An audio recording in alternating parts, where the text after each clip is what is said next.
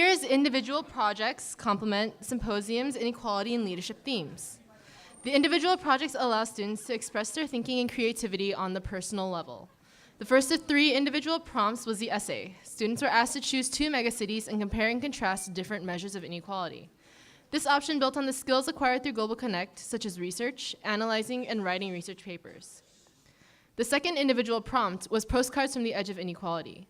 Students chose one country and pretended to be academics, researching factors of inequality within the country. They then had to create postcards with a hand-drawn or computer-generated design on the front and a short message on the back describing the chosen inequality factor. A project for the more artistically inclined, this prompt has generated many beautiful and informative works that exhibit each student's skill in both art and research. The third individual prompt was a speech. Students were invited to watch or read several examples of speeches from speakers such as Bill Gates and Malala Yousafzai, and then create a speech on a topic that they believed was important. This speech would call attention to a pressing problem and encourage others to work towards finding solutions. So right now what we're going to be doing is we're going to be welcoming up our 4 speech finalists, and they will be presenting their speeches. First we have, hold on just a second. No, where is it? All right, so first we have Catherine Nora from Mr. Opkins' class at Mission Viejo.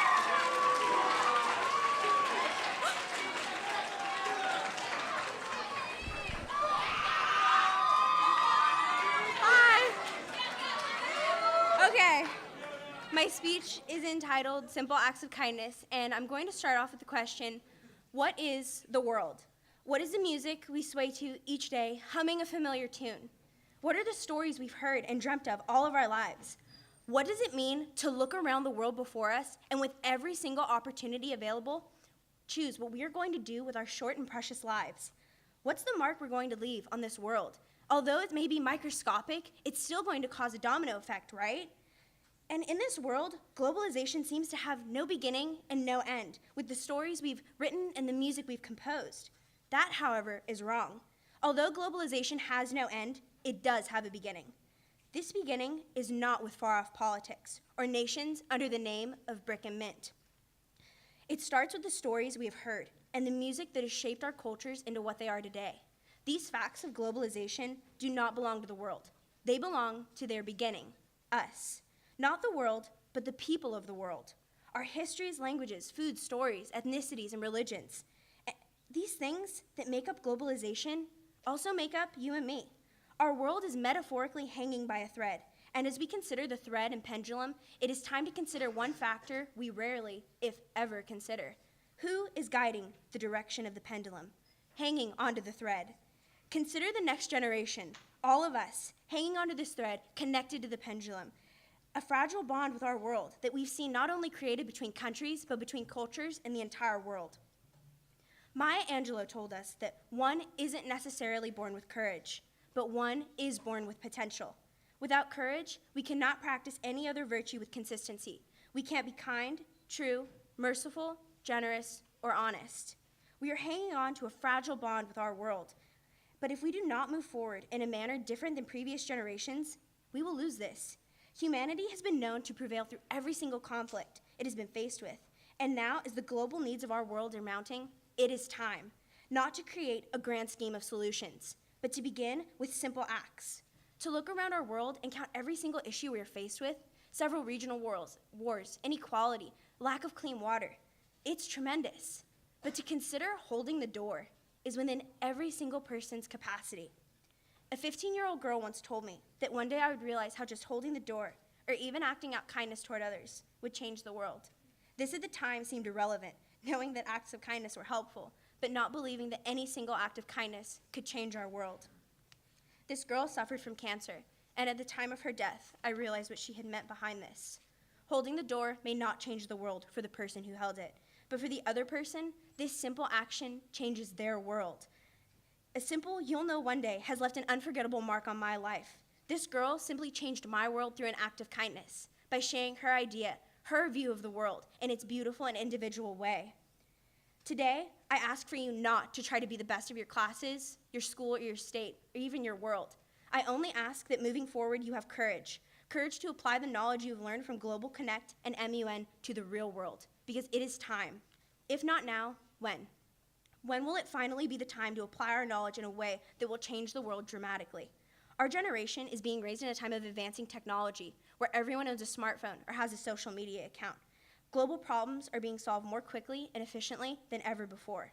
Do not let this opportunity go to waste.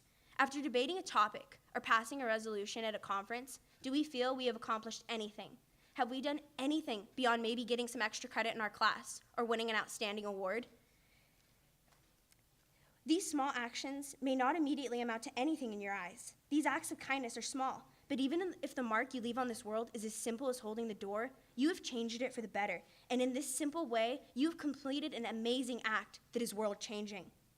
In a way you might never see, you have changed the world for the better by maybe putting someone in the better spirits or inspiring them with your actions, creating a domino of pure acts of kindness. You do not need to go into the world and become an advocate. You do not need to solve every global issue around us. Instead, have courage. Courage to fight for your opinions, pursue your career, and leave your mark on this world. Every act of kindness is only small until they are added up. And if we were able to see these acts, every day, all of us would realize we have the ability to change our world for the better. Please move forward knowing that all ideas will be able to be heard, that global issues will never remain impossible to solve. Globalization begins with me and you. So today, move forward with courage. Today, move forward to change the world, not in a grand scheme, but in simple acts of kindness.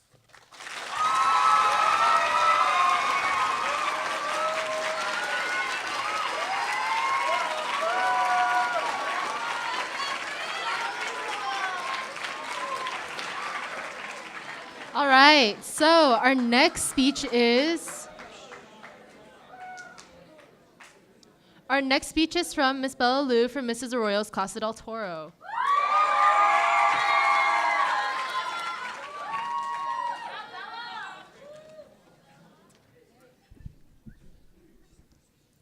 Distinguished UN Secretary General, Mr. Ban Ki-moon, and President of the General Assembly, Mr. Vukerić. Ladies and gentlemen, I am both humbled and honored to be standing before the members of the United Nations today to speak regarding the issue of discrimination. Discrimination, as we all know, comes in many different forms, but the two that we are most acquainted with are racial and religious discrimination. Discrimination is an unsubstantial idea that is usually passed from one generation to the next, and it is a brutal cycle that has yet to be stopped. I believe that humans, by default, are constantly striving toward perfection, and that we are also constantly seeking to be superior, both mentally and physically to others. In many cases, this leads to a healthy competition that in turn leads to the growth of nations. However, in other cases, this healthy competition begins to spiral downhill, similar to the way it did when the early Americans bought and sold other human beings as slaves because they believed that people of color were of lesser than of one with fair complexion. When Hitler rose to power, and millions of people died because he believed in the superiority of the Aryan race. When neighbors turned against each other in Rwanda because the Hutu believed they were more worthy of power than the Tutsi.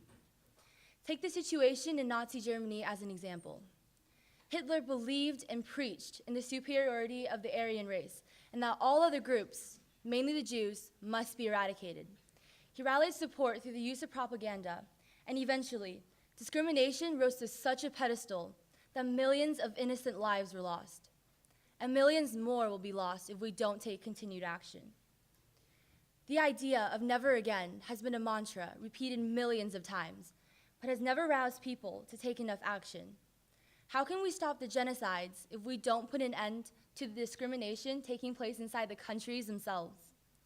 There have been preventative measures that have been created in the past that have attempted to combat this issue, but none, to my knowledge, have been effective to the extent that they should be. Everyone has their strengths and their weaknesses. That is a fact that we must all accept as human beings. But to judge a person solely based on their race, their ethnicity, or their religion is not only immoral and completely unnecessary, it is also preventable. Ladies and gentlemen, in my opinion, education is the key, the most important factor that will contribute to fight the never-ending battle against discrimination. We need to utilize education to open the eyes and minds of today's global citizens, especially of today's youth, to see and appreciate diversity. We need to help them understand that diversity is a wonderful gift and brings enrichment to the world. Because the more educated the global citizens of today are, there will be a less likelihood of horrible atrocities being committed in the future. Ignorance, ladies and gentlemen, is perhaps the greatest contributor. And if we manage to win the battle against ignorance, we will be one step closer to winning the battle against discrimination. Education will help to overcome hatred. Education will help to overcome indifference. Education will lead to more tolerance and acceptance, because if we know about something and we understand it, it is no longer threatening to us. As Malala Yousafzai once stated, "Let us pick up our books and our pens. They are the most powerful weapons. One child, one teacher, one book and pen can change the world." So let us do just that. Let us begin with one pen, one book, with one student, one teacher, and one step at a time. Thank you.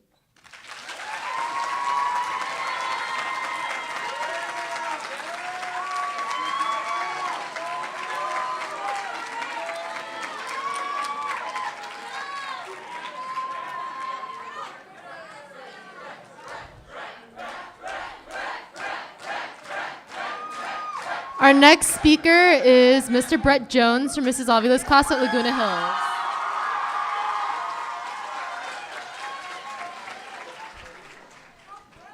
Hi.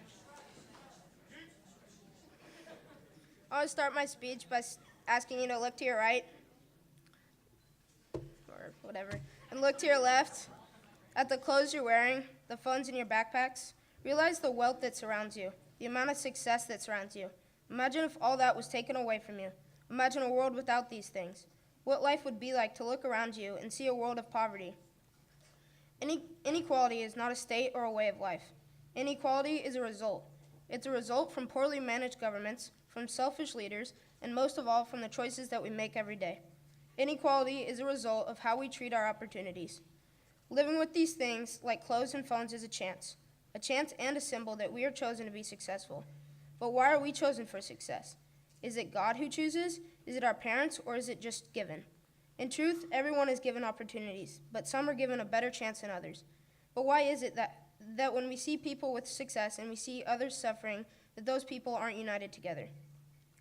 Those who earn their success through the opportunity given to them from the suffering of others so rarely think to give back to those who gave them their opportunity. See, what people always say is that what you don't know won't hurt, but it's exactly the opposite. Every day we see a homeless person begging for money on the streets, and every day thousands of people just pass by without even a glance towards this man. This man may be pleading on the side of the road for money, and you think not to stare at the man because you don't want to feel any guilt in not handing out your cash. But this points to man's potential for good too. It shows how deep down in our hearts there is something very wrong with looking this man in the eye and driving away. The world needs to be changed, and we have a responsibility to our fellow man, because we are all human, to change it. We need to bring attention to the inequality that we are faced with each and every day. We as citizens of opportunity must change the world so that everyone is given the opportunity for success, no matter if they live in southeastern Chad, North Korea, or here in the United States. As Gandhi famously stated, we must be the change we wish to see in the world. So it is our duty, with the opportunities we have, to make a difference in the lives of others and give back to the ones who gave to you. Because if you're not part of the solution, you're part of the problem. I'm not saying that the only people suffering are those who are in poor third world countries in Africa with no food and water. There are people that you see every day who work so that we can succeed to an even higher standard. Say the janitor in your high school or elementary school, or maybe even your office building. They come in every day and clean the desks, take out the trash, and fix what needs fixing. All this to make sure that when you come in the very next day, you have the equal opportunity to succeed as you did the day before. But never do people say thank you. These are just some of the people that we look at as nothing in our lives. The U.S. military is a great example. We treat them as ordinary people whenever we see them. However, these men and women spend months at a time sacrificing time with their families and loved ones, just so we can spend time with our loved ones without worry. This is a major sacrifice, and a sacrifice that we overlook. My point is that what we do every day, whether it's a simple thank you or a smile, it makes a difference. A difference that can change our world one tiny step at a time. We need to be the generation that makes a stand against the world, that won't give up until everyone has equal opportunity. We need to be the change we wish to see in the world. We need to be the new Martin Luther King Jr. We must make a difference. I'm not merely asking for a revolution. What I'm really asking for is justice. It is in our Constitution, right, to promote the general welfare. In particular, America is known as the shining city upon a hill. And as this shining city, do we have a duty to fulfill? In our society, we face constant discrimination against age, gender, race. So do we live up to the promise of being this perfect society? What responsibility do we have to create the country that so many people look up to as a leader in the fight for liberty and justice for all? If we give each person on this planet the equal opportunity to succeed, then what could come of this achievement is remarkable. We can achieve many things together, but all it takes is the first step towards greatness. And the question is, when do we start? I leave you with this quote from Barack Obama. Change will not come if we wait for some other person or if we wait for some other time. We are the ones we've been waiting for. We are the change that we seek.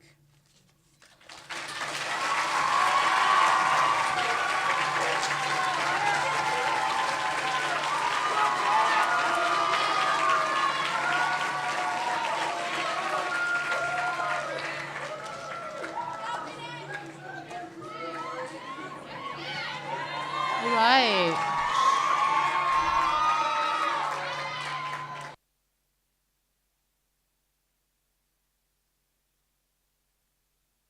This one just turned off. Yeah. Can we turn this on? Oh, okay. Last but not least, I'd like to introduce Ms. Janae Vancura from Mr. Opion's class at Mission Viejo with her speech.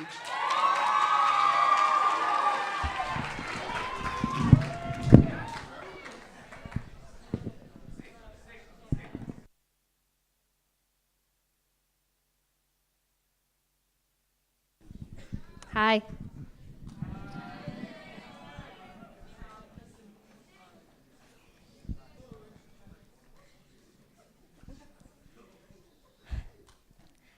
Power can be taken, but not given. The process of the taking is empowerment in itself. That is a line from one of Gloria Steinem's speeches. Steinem is a feminist and an activist who has dedicated her entire life towards protecting women's rights and empowering females all around the world. She does this because she believes that there is no global issue more important.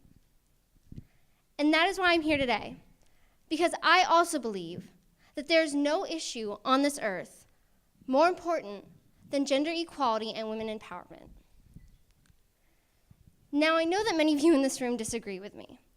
I know that many of you believe that there are much more imperative and paramount issues that we should be dealing with, rather than dwindling on an argument about men versus women. However, before you sentence these ideas, I only ask that you give me 4 minutes out of your day to consider what I have to say. First, I only want to make you aware of some things that you may or may not already know. Did you know that of the world's poorest people, 70% are women and girls?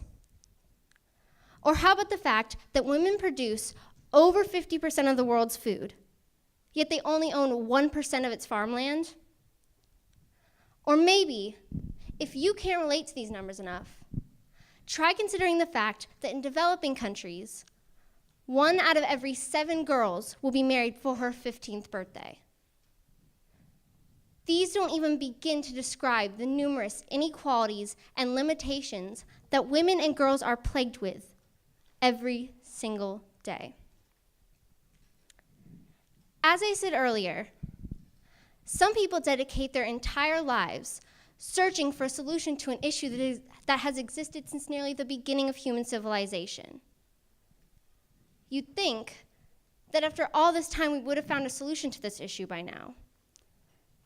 However, what people seem to be forgetting is that this issue is not within our government, but within our culture, and will be about as easy to get rid of as it would be to stop a teenager from singing the words to their favorite song.